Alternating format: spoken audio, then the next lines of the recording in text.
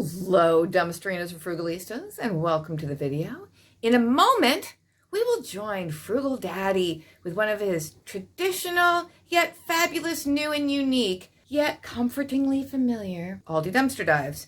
But before we get into that, Dumsterinos and Frugalistas, I just need to have a word with my Canararians. So, I know most of you who have dropped out of the #1 spot for Frugal Mommy's BFF. Most of you did not manage to catch that little canning video from the other day, that 45-minute video.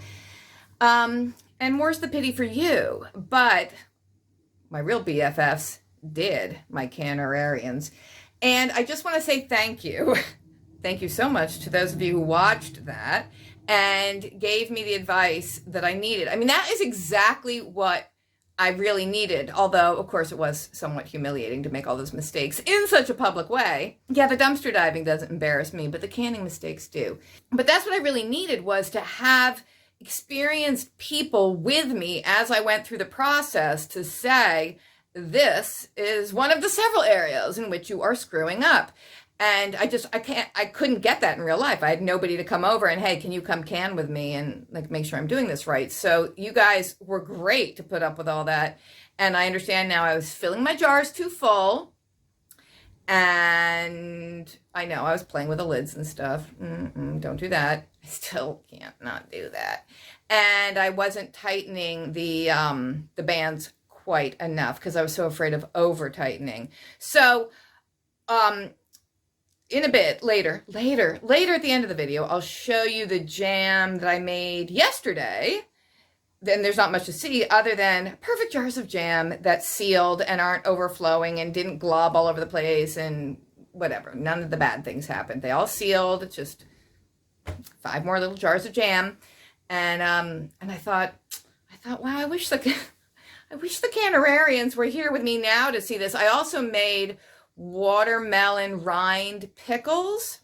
I was pretty much making those at the time that other canning video went up, and those went really well too. They all sealed because, again, I didn't fill the jars too full, and everything went fine with that. And I thought, oh yeah, they can't see this, can they? They have to see that debacle where there's exploded jars and fruit bubbling around in the canner. But the watermelon pickles worked out, canning wise, they worked out fine. Flavor-wise, I'm not quite sure I got them quite right. I've never had watermelon pickle rinds, pickled watermelon rinds before. I've never had that. I don't know what they're supposed to taste like is the point. I've never had correct ones. So when I made mine, I had 3 full pint jars and like a half of another jar. So I figured, well, with that half a jar, we'll just open those right away and keep them in the fridge and we'll just eat those. So I did. And I could tell right away when I tried them, like, this is not right. This is not what they're supposed to taste like, no matter what. Like, this cannot be right.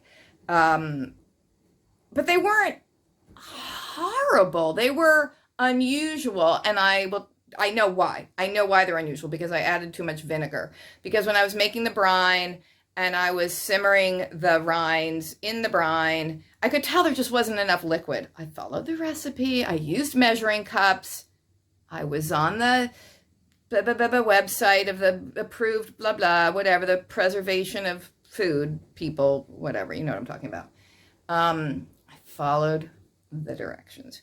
But then I thought, that's not enough liquid. It's just not going to be enough liquid. It's not going to be enough liquid. So I just dumped a bunch more vinegar in, because basically the liquid is vinegar and sugar and some spices. Cinnamon, which I found odd. But I just put more vinegar in, but I didn't compensate by adding more sweetness because I thought, oh, it'll be fine. But they're sour is what I'm saying, like really, really sour, which is okay. I think they would be good with something really bland to balance it out, like a tuna sandwich, which I love. I mean, I love bland.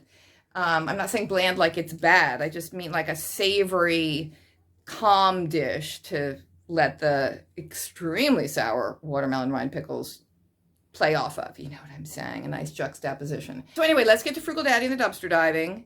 And then, why am I looking out the window and seeing my cat trot across the street? You're not supposed to be out there? That coat has been hanging there for like 2 years.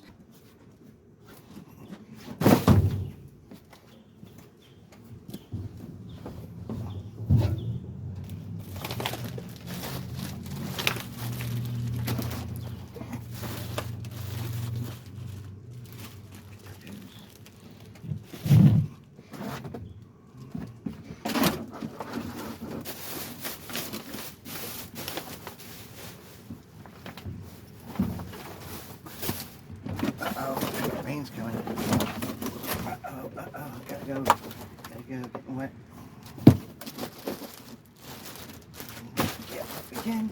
Get out.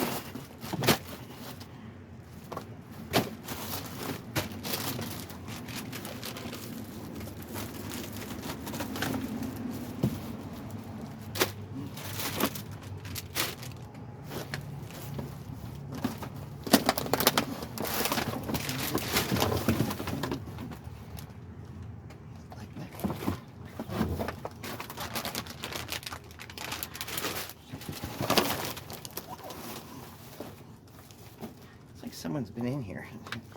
A lot of flatbread. That's funny.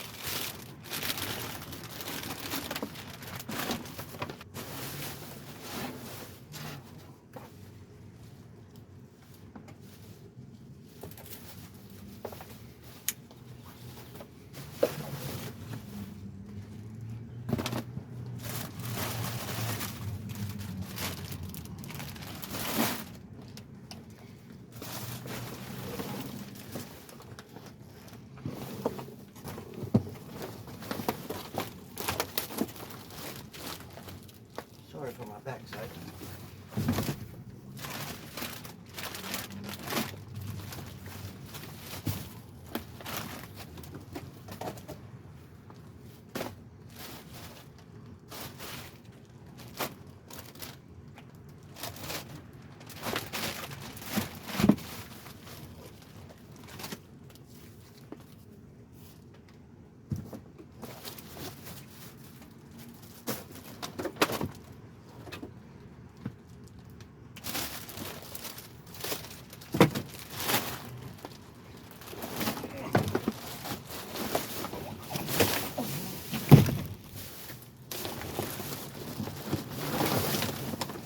Quick one.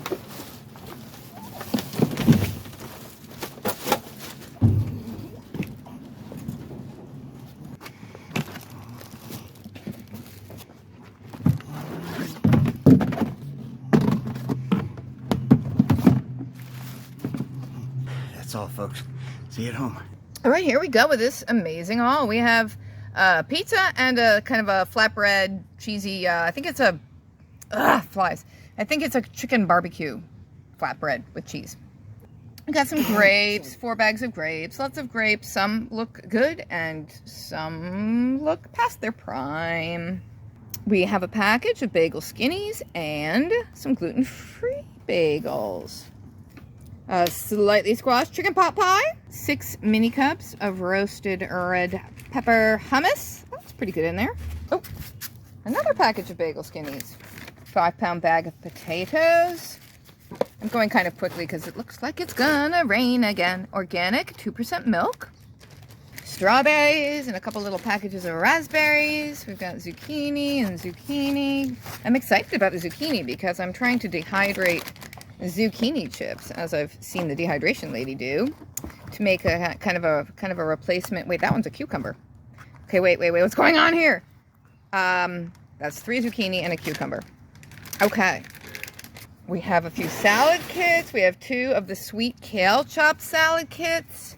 I guess they have today's date on them, one and all. And the Asian chopped salad kit. All right, so 2 kale, 1 Asian. Organic baby spinach and arugula, nice. It's a pound package of bacon, It's premium. It's sliced. It's dated in this coming August. Peaches. Oh, I just spit. Peaches and more peaches and a bag of plums. What do you have there, Daddy? Oh. Wild caught pink salmon. Fresh from Fremont. Fremont. Yeah. The Fremont Fish Market. Yeah. Is it cooked already, or is it? Yeah, it must. Yeah, it and looks like it's excellent.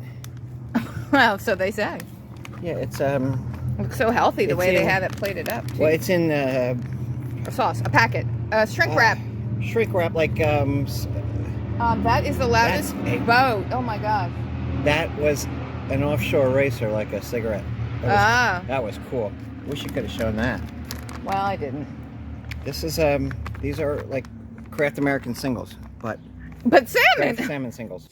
And back to the canning. So those are the jams I did yesterday, and I know they look very full to the top, but I didn't fill them. I filled them to about there. The other question I have, Canarians, is I never hear a pop. Mine never pop. If mine are sealed, they are sealed when I'm pulling them out of the water bath. I don't understand that. Why are they already sealed? Are they supposed to be already? I don't get it, because I thought the seal wouldn't form until there started to be cooling, so are they really sealed, or is this a fake seal again?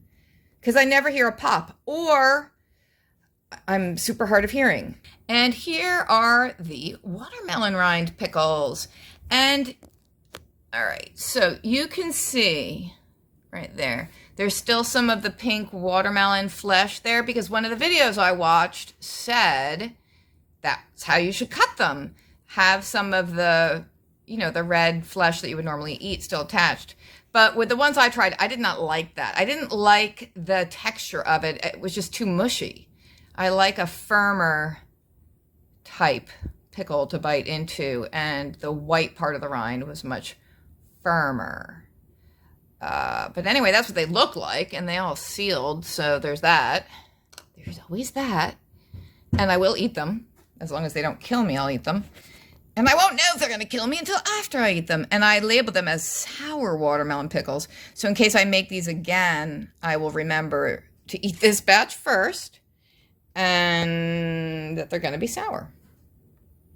Let me show you the ones I've tried. So here's the jar from the fridge. These are the ones that I tried. I tried these. They were still warm. I mean, I opened them up pretty quickly. So I kept thinking, well, they'll probably get better in time, maybe, and maybe better cold. This is gonna be the first time I try them cold. So we're gonna try them, and we will end the video with that.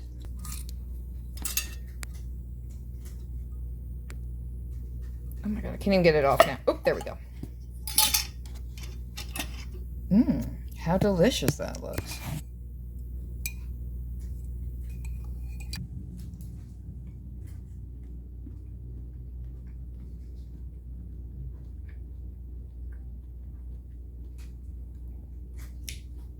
Totally different now. Well, still sour, but not as sour. Just better now. Better cold. Kind of still crunchy. Not bad. No watermelon-y flavor that I can detect. No rind flavor that I can detect. Like no weird. It's just kind of like pickled plant substance. It's pretty good. I do find the cinnamon kind of weird, because I sort of feel like they should taste like sweet gherkins or something like that. So the cinnamon. The recipe did call for cloves also, which I didn't have. So I might get some cloves soon. But they're pretty good. Like I said, though, they would have to be so, I can't even imagine what they would have to be like for me to not eat them.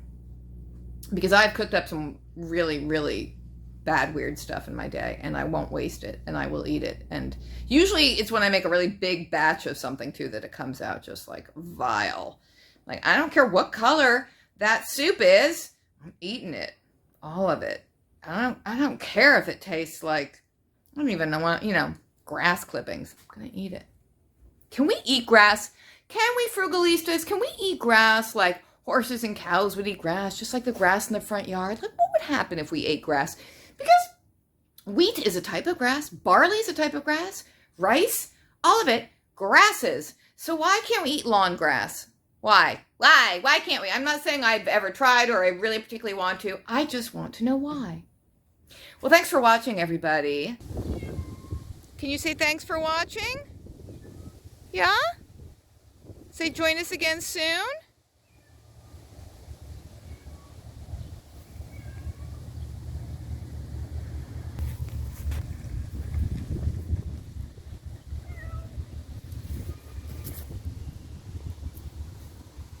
Say bye-bye.